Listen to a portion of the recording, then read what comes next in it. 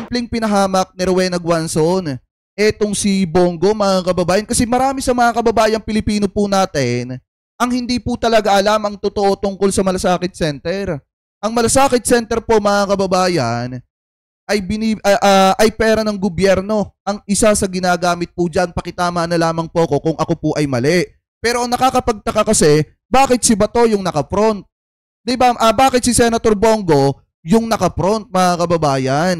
Bakit hindi nila masabi-sabi na galing po sa gobyerno yung perang ginagamit dyan? Kasi nga naman, kung titingnan nyo, sabi dito sa Metro Headlines, ito po yung source natin yan, Metro Headlines. So sabi po dyan, yan, Malasakit Center, zero funds. Zero funds na.